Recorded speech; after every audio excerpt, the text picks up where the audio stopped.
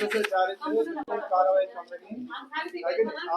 दोस्तों इस समय हम LUCC जो चिट फंड कंपनी है वहाँ ऑफिस में आए हैं और वहाँ ऑफिस पर आए हैं और ये बताएंगे क्या कुछ है। वकील साहब भी इनके यहाँ पर हैं और जो ब्रांच मैनेजर हैं गुसाई जी वो भी यहाँ पर हैं और तमाम लोग आए हुए हैं जो एजेंट अभिकर्ता जो इस कंपनी के हैं वो भी यहाँ पर आए हैं और सवाल तमाम उठ रहे हैं। पूरे देश में सवाल उठ रहे हैं, हालांकि घनसाली में भी सवाल उठ रहे हैं कि जो लोगों का पैसा इस कंपनी में जो फंसा हुआ है वो कैसे लोगों को वापस मिलेगा, क्या कंपनी की वैधता है और क्या वो कारण रहे कि लोगों ने भरोसा करके किस आधार पर यहाँ पर पैसा जमा कराया। तो तमाम चीजों पे बातचीत भी करेंगे और एविडेंस भी सामने रखेंगे। तो वकील साहब हैं यहाँ पे, उन्हीं से बातचीत करते हैं। वकील साहब, पहले तो सबसे पहले जो इनका जो बोल्ड वो जो इनका बैनर है उस पर साफ साफ तौर पे लिखा हुआ है, इनके तमाम डॉक्यूमेंट्स पे लिखा हुआ है कि कृषि मंत्रालय से रजिस्टर्ड है। तो उसके क्या बेनिफिट है रजिस्टर्ड होने के, और रजिस्टर्ड का जो प्रमाण पत्र है एक वो, और एक क्या बेनिफिट है डायरेक्ट किस आधार पे कृषि मंत्रालय से लोगों का पैसा जमा करने का, दोनों में क्या मिला है? मैं बताता हूँ सर। पहले तो ये जो सर्टिफिकेट ऑफ रजिस्ट्रेशन है ये आप देख लीजिए। ये एक्चुअली में इसका जो नंबर है वो सोसाइटी जो रजिस्टर्ड है वो MSCS एक्ट के तहत है, multi state cooperative society act. ठीक है, इसका जो रजिस्ट्रेशन नंबर है वो है 639/2012 और ये जो है ये जो डिपार्टमेंट किस डिपार्टमेंट के अंडर रजिस्टर्ड है वो है department of agriculture and corporation, जो कि मिनिस्ट्री ऑफ एग्रीकल्चर के अंडर में आता है। ठीक है, ये इसका सर्टिफिकेट ऑफ रजिस्ट्रेशन है। 12 ये पूरा का पूरा है, 12 अक्टूबर 2012 को ये रजिस्टर्ड हुई थी। ठीक है सर, इसका वहां पे उन्होंने नॉट अप्रूव्ड की मोहर लगा के वापस कर दिया कि ये वाला नहीं, हम अप्रूव्ड नहीं कर रहे। तो ऐसे इसमें कुछ बाय लॉज थे जो मिनिस्ट्री ने अप्रूव्ड नहीं करे और अधिकतर जो थे वो अप्रूव्ड कर दिए थे। अब बात होती है कि चिट फंड में और रजिस्टर्ड सोसाइटी में क्या फर्क है। चिट फंड कोई एक रजिस्टर्ड तो होती नहीं, ये तो आपको भी मालूम है। ये रजिस्टर्ड है, ये सोसाइटी गवर्नमेंट अप्रूव्ड है। इसका मतलब क्या है, अगर इसमें कोई भी फॉल्ट होता है। पंजीकरण कहाँ पे है, जहाँ जिस थ्रू जो है ये लोगों का पैसा जमा कर रहे हैं उसका पंजीकरण किस में है? पंजीकरण MSCS एक्ट के अंदर, multi state cooperative society act, ये 2002 जो कि पार्लियामेंट ने ही पास कर रखा है, उसके तहत ही इसका पंजीकरण हुआ है। इसके तहत ही सारे काम होते थे। जो रजिस्ट्रार भी जो देखता था, सेंट्रल रजिस्ट्रार जो कि सेंट्रल गवर्नमेंट का ऑफिसर होता है, वो इस चीज को देखता था। अब ऑडिट रिपोर्ट जाती थी सोसाइटी की हर साल। ठीक है, और इस चीज का एक बेनिफिट ये है, मेंबरों को क्या बेनिफिट है कि इसमें पैसा जमा करने से क्या, इनकम टैक्स का 85B का जो सर्टिफिकेट होता है उसमें उन्हें टैक्स फ्री की छूट मिलती थी। अगर चिट फंड होता है तो टैक्स बेनिफिट नहीं मिलते।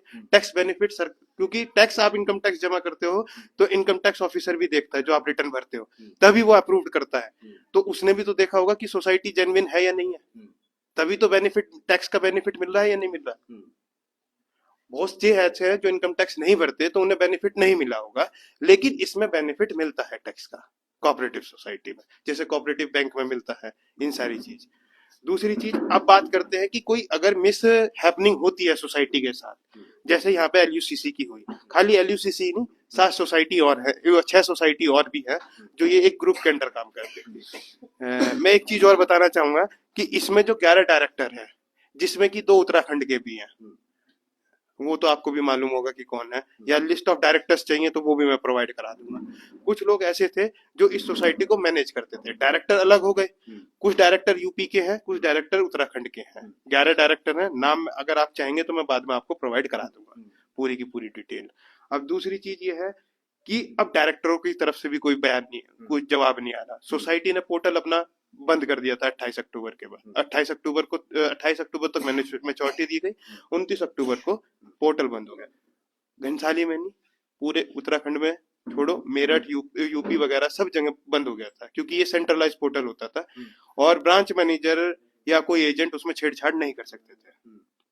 दूसरी चीज, जब पोर्टल बंद हो गया तो लोगों की मैच्योरिटी अटक गई, क्योंकि मैच्योरिटी वहां से ही अप्रूव्ड होंगी, अपनी तरफ से तो कोई कुछ नहीं कर सकता। एंट्री पासबुक में हो नहीं रही थी, क्योंकि सेंट्रलाइज है तो एक्सेस सिर्फ और सिर्फ पोर्टल से ही मिलेगा। 29 तारीख के बाद कोई पैसा ब्रांच में नहीं आया, ना किसी एजेंट ने लिया। अगर कोई एजेंट ले रहा है तो वो अपनी उसकी निजी जिम्मेदारी है। क्यों? जब तक पासबुक में एंट्री नहीं होगी सोसाइटी की कोई लायबिलिटी नहीं है। सोसाइटी वहां तक लायबल है जहां तक सोसाइटी में पैसा जमा हुआ है। तो मतलब आपका ये कहना है कि 29 अक्टूबर के बाद हाँ। 1 रुपया भी सोसाइटी में जमा नहीं हुआ। ब्रांच में जमा और क्योंकि गांव से तमाम जगहों से ये सूचनाएं आ रही हैं कि आपके अभिकर्ताओं ने पैसे लिए, तो सर उन पे वो इंडिविजुअल कार्रवाई होगी फिर उन पे, क्योंकि वो सोसाइटी देखो जब तक पोर्टल चल रहा था जब तक सोसाइटी की जिम्मेदारी थी, क्यों वो पैसा डायरेक्ट सोसाइटी को जा रहा था। अब उनकी तो पासबुक में भी एंटर नहीं, क्या गारंटी है कि एजेंट ने पैसा यहाँ जमा करा है या क्या करा है। अगर हाँ किसी एजेंट ने अगर करा है तो हम कार्रवाई करेंगे उसके ऊपर। और हमने ये भी कहा था कि 29 तारीख के बाद अगर आपने किसी ने भी पैसा ले रखा है तो वो वापस कर दो। और ये भी था कि 29 तारीख में अगर अगर आपने अक्टूबर का पैसा ले रखा है और किसी कारणवश पोर्टल बंद होने से पहले पहले आप जमा नहीं कर पाए तो वो भी पैसा वापस जाना चाहिए था। कारण क्या है, बिना पोर्टल के तो सोसाइटी में 1 रुपया जमा नहीं होगा, तो इसलिए हमने सबसे मना करी थी। अच्छा, और जगह की बात से हमें ज्यादा वास्ता नहीं है, घनसाली के बात से हमें वास्ता है कि घनसाली में कुल कितनी देनदारी अभी है, जो यहाँ की ब्रांच है उसकी कितनी देनदारी कुल है? सोसाइटी की जो देनदारी है घनसाली वालों के लिए, जो यहाँ पे घनसाली के निवेशक थे अभिकर्ता थे, उनकी 7 से 8 करोड़ की देनदारी है जो शेष है अभी बचा। जो शेष है 7 से 8 करोड़ रुपए मैच्योरिटी में जा चुका है लोगों का। जो चीज है 1 करोड़ रुपए के पोर्टल में पॉइंट पड़े थे। पॉइंट कैसे आते थे, जब तक पहले कैश नहीं जाएगा तब तक पॉइंट नहीं आएंगे। ऐसी एजेंटों का था कि जब तक एजेंट ब्रांच में पैसा नहीं जमा कराएंगे पॉइंट नहीं आते थे। ठीक है, तो 1 करोड़ रुपए इसका मतलब सोसाइटी में पहली जा चुके हैं। अच्छा, इस तरह की सोसाइटियों को लेकर के एक नियम ये भी बताया जा रहा है कि तिजोरी, लोकल तिजोरी होती थी ब्रांच के अंदर ही, जहां पर जो कलेक्शन होता था उसी में रहता था। नहीं, ऐसा नहीं था। और उससे जुड़े हुए डॉक्यूमेंट्स भी वही रहते थे और उनके जो एक्सेस थे वो भी ब्रांच मैनेजर के पास रहते थे कि वो कभी भी उन पैसों को निकाल सकते थे। सर एक्चुअली में जो गाइडलाइंस आती थी ऊपर मैनेजमेंट से आती थी कि किस तरीके से काम करना है। जब मैच्योरिटियां कम थी, बिजनेस ज्यादा था, तो वो पैसा ऊपर जाता था। जब मैच्योरिटियां ज्यादा हुई तो वही पैसा जो कलेक्ट करा वही लोगों की मैच्योरिटी में दिया गया। तो अब क्योंकि मेन लोगों के मन में ये सवाल है कि उनका पैसा कैसे वापस आएगा, जो 7 से 8 करोड़ रुपए की देनदारी जो इस ब्रांच की है LUCC की। अच्छा, आप एक चीज और बोल रहे थे कि ये फंड एंड चिट्स कंपनी नहीं है, क्या है मतलब आप? ये एक तरह से कोऑपरेटिव सोसाइटी है। चिट फंड दूसरी चीज होती है। चिट फंड में कोई रजिस्टर्ड नहीं होती, कुछ नहीं होता। ये रजिस्टर्ड सोसाइटी है। अब सोसाइटी हैंड ओवर हो रही है सरकार की। क्यों शोकोज नोटिस भेजा था रजिस्ट्रार ने, जनवरी में भेजा था, 27-28 जनवरी को भेजा था। 15 दिन का उन्होंने अपॉर्चुनिटी दी थी, लास्ट अपॉर्चुनिटी दी थी। सोसाइटी की तरफ से कोई जवाब नहीं आया। तो अब ये जो सोसाइटी है लिक्विडेशन प्रोसेस में जा रही है। लिक्विडेशन किस एक्ट के माध्यम से होगा, वो एक्ट का मैं आपको नाम बता देता हूँ। Multi state cooperative society act 2002 के माध्यम से सारा प्रोसेस होगा।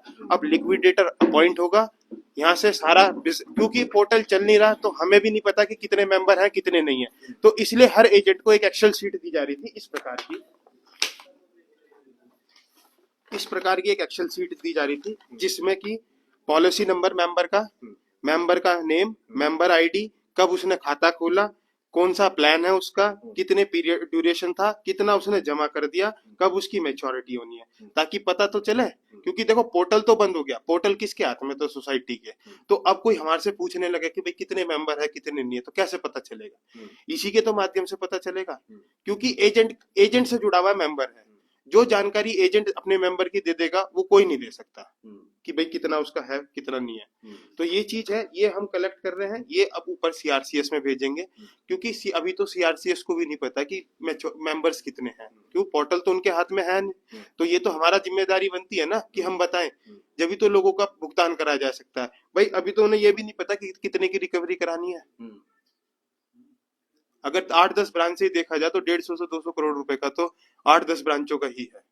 तो अब क्या है, लोगों का मतलब पैसा कैसे लौटेगा, क्या कर रहे हैं आप उसके लिए आगे? अब सर एक तो हमने जो डायरेक्ट सोसाइटी है उसके अगेंस्ट कोर्ट में केस दाखिल कर रखा है। तो भारत में हर एक जो ब्रांच है वो केस करेगी, या फिर जो संयुक्त रूप से हो रहा है, या इंडिविजुअली आपने कर रखा है घनसाली वालों ने? ये चीज तो हमने सोसाइटी के अगेंस्ट कर रखी है। वो तो इंडिविजुअल, जैसे FIR होती है हर थाने वाइज होती है, तो इसी तरीके से हमने कंप्लेंट केस कोर्ट में, जुडिशियल इंक्वायरी भी होगी। जुडिशियल इंक्वायरी जज पुलिस वालों के माध्यम से ब्रांच की जांच भी कराएगा। जांच इसलिए कराएगा ताकि ये सुनिश्चित हो सके कि पैसा ब्रांच मैनेजर ने खा रखा है, एजेंटों ने खा रखा है, या एक ब्रांच में कोई घपला नहीं है, ऊपर घपला है। क्योंकि पहले ये तय होगा मतलब ये जांच में ये तय ये जो सारी जुडिशियल जांच होगी हाँ, उसमें तय होगा। उसमें तय होगा। हाँ। दूसरी चीज, जो लिक्विडेटर अपनी जांच कराएगा, जब ये लिक्विडेटर इस हफ्ते या अगले हफ्ते अपॉइंट हो जाएगा, सरकार अपॉइंट कर देगी। 2 दिन मेरी सीआरसीएस में बात हुई थी, तो उसमें यही आया था कि लिक्विडेटर अपॉइंट कर रहे हैं। अब जब लिक्विडेटर अपॉइंट करेगा, सारी जो सोसाइटी की जो कार्य प्रणाली थी वो सारी की सारी उसके हैंड ओवर हो जाएगी। अब वो अपना प्रॉपर ऑडिट कराएगा, कोशिश करेंगे, पूरी की पूरी कोशिश रहेगी कि ऑडिट हर ब्रांच का हो, सरकारी ऑडिट, ताकि ये तो पता चले कि कितना पैसा देना है। उसके बाद सोसाइटी की जांच कराएंगे, जो जिनके यहाँ पैसा जाता था। अब सारा पैसा तो ऊपर भी जाता था, ब्रांच अपने पास नहीं रखती थी, जाहिर सी बात है ऊपर देती थी। अब ऊपर कहाँ कहाँ देती थी? छिद्दरवाला ब्रांच थी, जो कि चेस्ट बना रखी थी उन्होंने, छिद्दरवाला थी, और कौन सी थी ये बताएंगे। एक श्रीनगर ब्रांच थी, तो वहां पे लोगों को वहां पे पैसा जाता था, फिर वहां से कलेक्शन सोसाइटी अपने हिसाब से लेती थी, क्योंकि वो बड़ी ब्रांच थी, पुरानी ब्रांच थी। अच्छा, अब जिस तरह से आप कह रहे हैं कि इंडिविजुअल ब्रांच वाली रिसीविंग्स हमारे पास है कि जो हमने आगे पेमेंट कर रखी है, वो सारी ब्रांच वालों के सिग्नेचर्स हैं कि कब कब कितना कितना पैसा गया है। कौन सी ब्रांच है ये सर, एक तो ममता श्रीनगर ब्रांच है, और एक छिद्दरवाला ब्रांच है। यहाँ से आपने जो पैसा वहां पे भेजा, जो एक्सेस में कैश होता था। कलेक्शन में कम से कम 150-2 करोड़ रुपए का है, जो ऊपर भेजा है। और कौन से पीरियड में? ये सर हमने 2023 तक भेजा है, 2023 तक, क्योंकि उसके बाद मैच्योरिटी ज्यादा आ गई थी, तो फिर हमने यहीं से जो कलेक्शन होता था वो हमने यहाँ पे ही दे दिया लोगों को। उसका हमारे पास सारा रिकॉर्ड है, कौन कौन बंदा कितने कितनी अमाउंट लेके गया, रसीदी टिकट भी है, रजिस्टर मेंटेन है, उनके सिग्नेचर है। जो आए चेक कर लो, कोई दिक्कत नहीं है, क्योंकि जांच तो तब भी होनी है, तब भी होनी है। अच्छा, जो आप एक चीज स्पष्ट आपने की कि जो है इंडिविजुअल ब्रांच मैनेजर की तरफ से कंपनी पर जो है केस किया गया है। ब्रांच मैनेजर की तरफ से नहीं, उसमें एजेंट का भी डाटा लगा हुआ है और मेंबर का भी डाटा लगा हुआ है।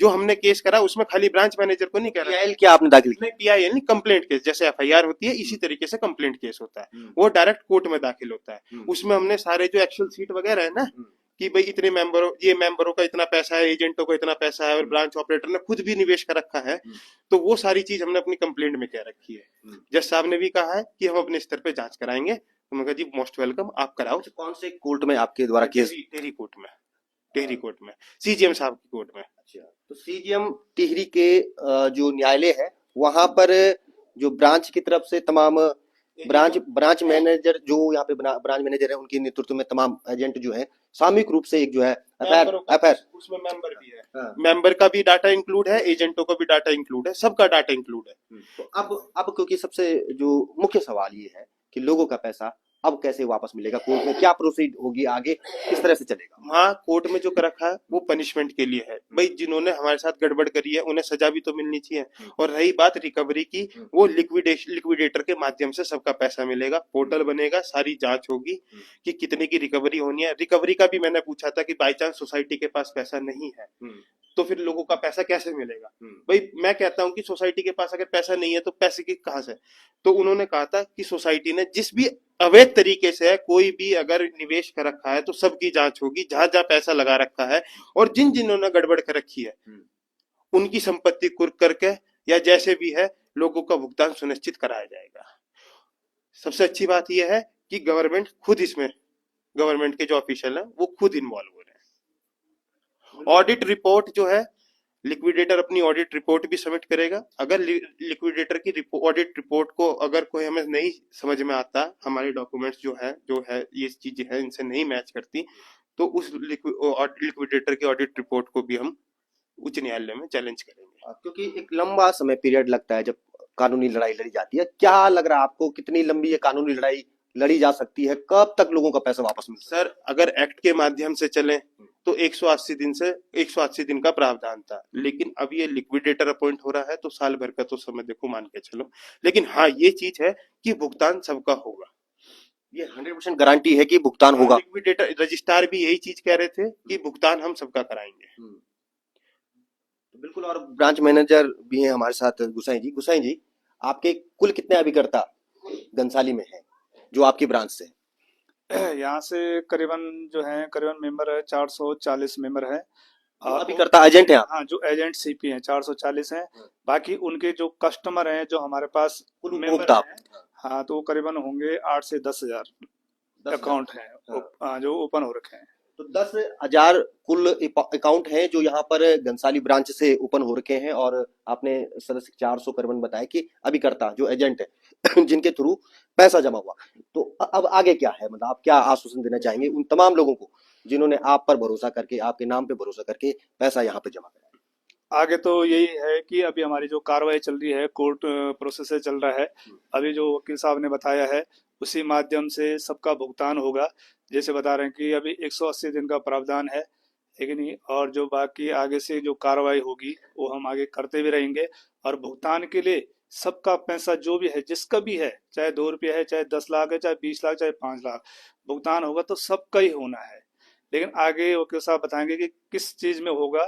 वो चाहे कस्टमर हो, उसकी मैच्योरिटी है, चाहे एजेंट की मैच्योरिटी है, तो वो उसके अकाउंट में ही भुगतान का प्रावधान है, उसके ही अकाउंट में वो पैसा जाएगा। अब चाहे एजेंट ने कस्टमर को दे रखा है या नहीं दिया है, वो उसकी जवाबदारी है, एजेंट की। तो ये भी कहा जा रहा है कि अक्टूबर माह में जब जो है बैंक, जब जो आपका जो सोसाइटी है वो जो है क्लोज हो चुकी थी, उसके बावजूद भी गांव से पैसा आया है, एजेंटों ने पैसा लिया है और एजेंट बोल रहे कि हमने जमा भी कराया है।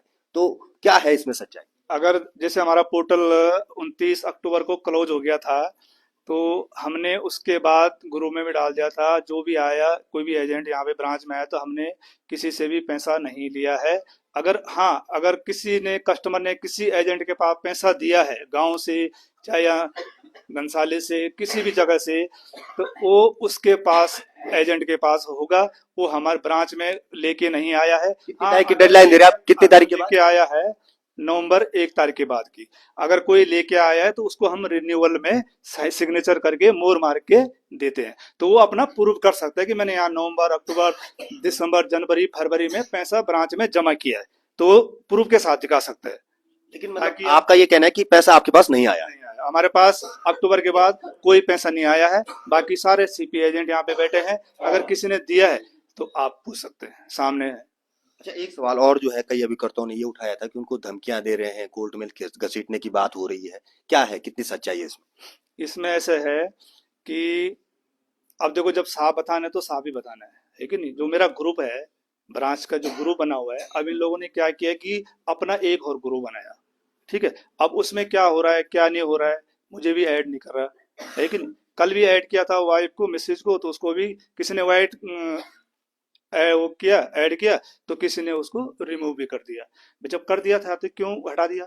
इसका मतलब तुम्हारी अलग ग्रुप है, क्या हो रहा है, क्या नहीं हो रहा है। अब जब मीटिंग करनी है तो ब्रांच वाला है, उसको भी तो पता होना चाहिए कि आज ब्रांच में मीटिंग है कि नहीं। अब तुम अलग करोगे, हमें खबर ही नहीं है। और सारे चमेला वाले जो आए थे उन्होंने भी लड़ना है अपने हक के लिए, क्योंकि पैसा उनका भी है, सबने लड़ना है। अब वो लोग यहाँ आए, मुझे पता ही नहीं है। मुझे फोन आया, जो पहले ब्रांच मैनेजर थे हर्षमणि जी, उन्होंने मुझे कॉल किया कि गुसाई जी आप कहाँ हो, हम यहाँ आ रखे हैं।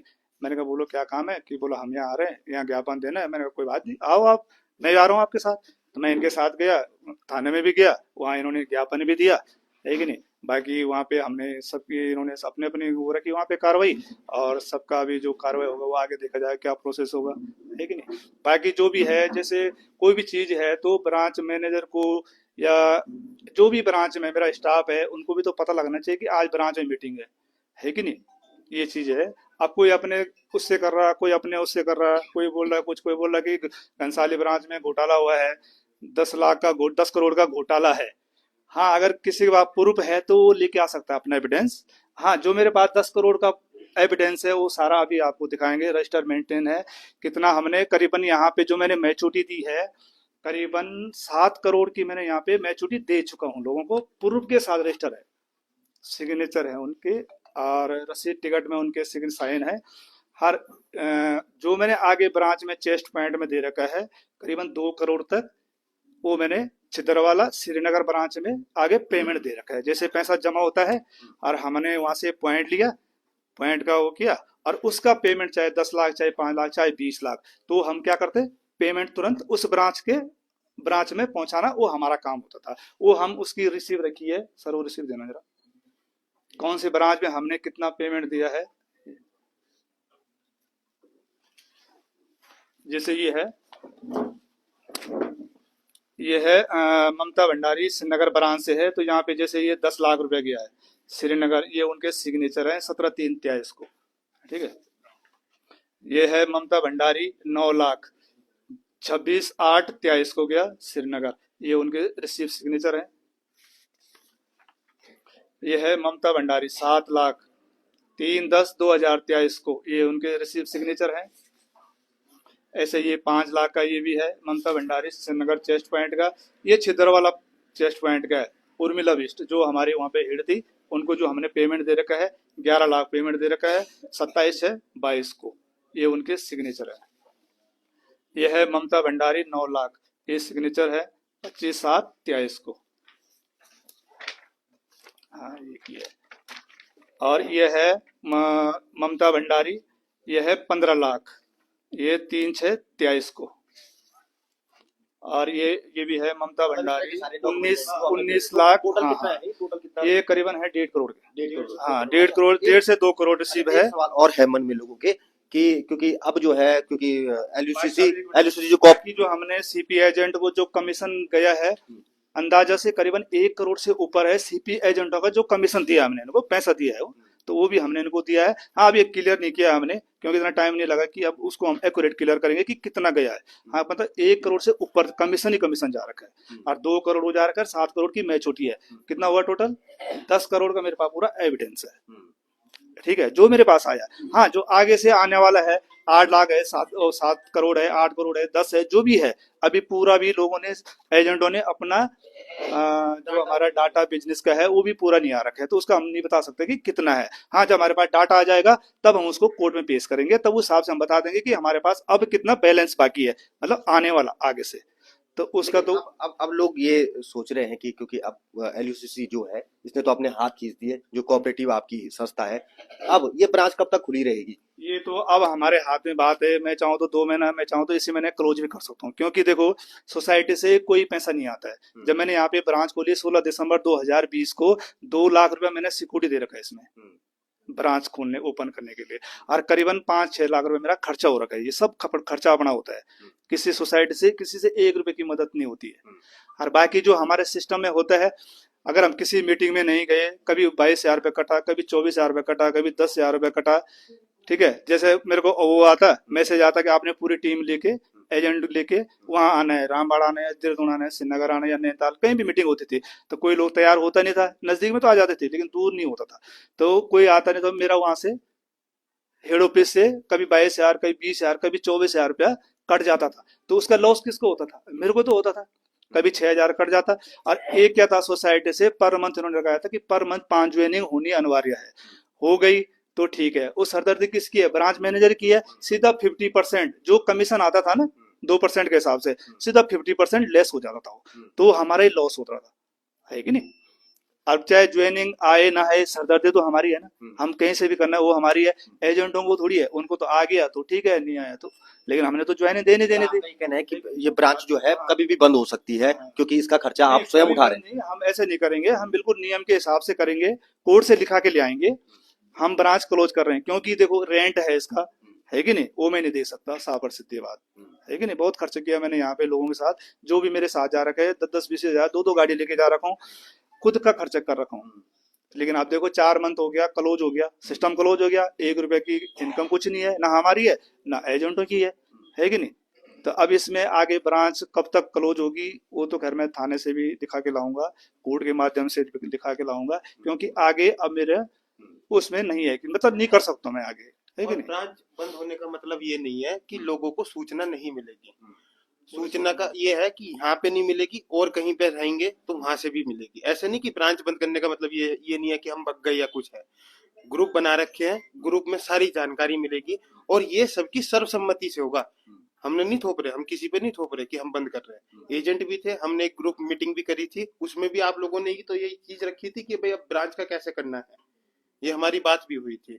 तो तब कहा था कि बैठ के विचार करेंगे कि कहीं से भी, चाहे यहाँ से नहीं कहीं छोटी जगह में बैठ के भी काम कर लेंगे, ताकि लोगों को एक बात पहुंचती रहे कि उनका आगे की कार्रवाई कैसे होगी।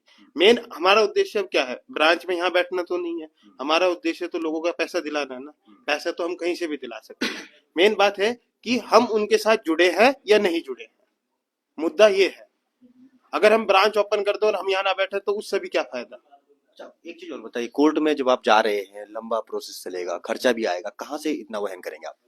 इसीलिए तो मैं कह रहा था, अभी मैंने जब वकील साहब से बात किया था, क्योंकि यहाँ पे अभी फर्स्ट में पौड़ी ब्रांच से हुआ था, उन्होंने भी कोर्ट केस फाइल किया था, रुद्रप्रयाग ब्रांच से भी कोर्ट केस फाइल हो रखा है, अगस्त मुनि ब्रांच से भी कोर्ट केस फाइल हो रखा है। तो मैंने भी घनसाली ब्रांच से भी किया और लक्ष्मली भगवान में है वहां से भी केस फाइल हो रखा है, चंबा ब्रांच से भी केस फाइल हो रखा है। तो मैंने भी यहाँ पे किया है, इसलिए किया कि क्योंकि हमें डेट पे डेट मिल रही थी मेरे लीडरों का, फिर भी कॉल आया, मैसेज आया कि आप अभी 30-25 तक रुको, 31 तक रुको, 5 तारीख फरवरी तक रुको। मैंने कहा मैं बिल्कुल नहीं रुकूंगा, क्योंकि मुझे पब्लिक की बहुत सुननी पड़ रही है यहाँ पे, क्योंकि पब्लिक तो मुझे ही बोलेगी ना, ब्रांच वाला है, इसने खाया, ये किया, वो किया, है कि नहीं। अभी मैंने सारा वो आपके सामने रख दिया, लेकिन सुनने को तो मुझे भी मिला, बहुत कुछ मिला सुनने के लिए, देखा है कि नहीं, लेकिन मैं किसके पास बोलूंगा, मैं भी तो ऊपर बोलूंगा लीडरों को। अब उन्होंने बोला है कि आप अभी रुक जाओ, 5 तारीख पोर्टल ओपन होने वाला है। मैंने कहा मैं गुरु में भी नहीं डालूंगा, बिल्कुल नहीं, क्योंकि पहले मैंने बहुत डाला, लोगों ने बोला यार तुम हमें गुमराह कर रहे हो, बेवकूफ बना रहे हो। मैंने कहा भाई जो आगे से अपडेट आ रहा है तो हम भी वही डाल रहे हैं, है कि नहीं। उसके बाद मैंने कोई अपडेट नहीं डाला, मैंने जब ओपन हो जाएगा तब वो चीज अलग है कि नहीं। हाँ, और इतना मेरा भी रिक्वेस्ट है सबसे, देखो अगर आप लोगों को विश्वास है तो मेरे साथ जो भी हम कार्रवाई कर रहे हैं तो आना। अगर आपको अपना खुद का विश्वास नहीं है हम पे, तो आप अपनी कार्रवाई खुद कर सकते हैं, है कि नहीं। मतलब ये नहीं कर रहा हूं मैं, करने के लिए हम सबके लिए कर रहे हैं, लेकिन जिसको विश्वास नहीं है तो अपनी कार्रवाई अपने डॉक्यूमेंट लेके खुद कर सकता है अपनी कार्रवाई, है कि नहीं। बाकी रही खर्चे की बात, तो मेरा कम से कम अभी कल सर पौड़ी थे, पौड़ी से भी आए यहाँ पे। अब देखो जैसे कोई बोल रहा है कि कल मीटिंग रखो, तो नहीं हो सकता है, परसों चमेला वाला है 4:30 बजे, कितने बजे छूटे हम ऊपर थाने से, 4:30 बजे ना, इनके वो थे यहाँ, वहाँ पे उनका ज्ञापन दिया, वहाँ छुट। तो बिल्कुल तमाम बातें आपने सुनी, जो LUCC की घनसाली ब्रांच है, वहाँ के बैंक मैनेजर हैं गुसाई जी, उनके एडवोकेट हैं। तो इन लोगों ने स्पष्ट किया कि किस तरह से वो आगे कार्रवाई करने वाले हैं, किस तरह से वो काम कर रहे हैं, ताकि उनका कहना ये है कि वो कोर्ट जाएंगे, कोर्ट में लड़ाई लड़ेंगे और उसके बाद लोगों का पैसा उन्हें वापस दिलाएंगे। तो तमाम बातें आपके सामने रखी, तमाम डॉक्यूमेंट आपके सामने रखे, और साथ में मैं आपको दिखाने भी चाहूंगा, यहाँ पर तमाम अभिकर्ता जो LUCC से जुड़े हुए हैं वो भी यहाँ पर बैठे हुए हैं, उनको भी ये सारी बातें उनके सामने हो रही है। तो आगे जो ब्रांच मैनेजर है उनका कहना है कि वो लड़ाई लड़ रहे हैं और कोर्ट में वो इस लड़ाई को लड़ेंगे, लोगों का पैसा वापस दिलाएंगे। अब देखना है कि आगे क्या कुछ इसमें होता है। भुगतान जो है लोगों का CRCS के माध्यम से ही होगा। तो बिल्कुल CRCS के माध्यम से लोगों का भुगतान होगा, ये वकील साहब का कहना है। तो आप तमाम लोग जुड़े रहिए हमारे साथ। भुगतान उसी का होगा जो रिकॉर्ड ब्रांच में लेकर आएगा, क्योंकि वो रिकॉर्ड हमने आगे भेजना है। कोई भी एजेंट है तो आपका कोई भी कस्टमर है उसकी पासबुक छूटे ना बस, ताकि कोई बाद में ये ना बोले कि हमारा भुगतान नहीं हुआ। वो जवाबदारी किसकी, रिस्पॉन्सिबिलिटी किसकी है, एजेंट की रहेगी। तो ये तमाम बातें हैं जो यहाँ पर हुई, आप लोगों ने तमाम ये कार्रवाई देखी, किस तरह से यहाँ पर बातें रखी गई। तो आप लोग लगातार हमारे साथ जुड़े रहिए। धन्यवाद।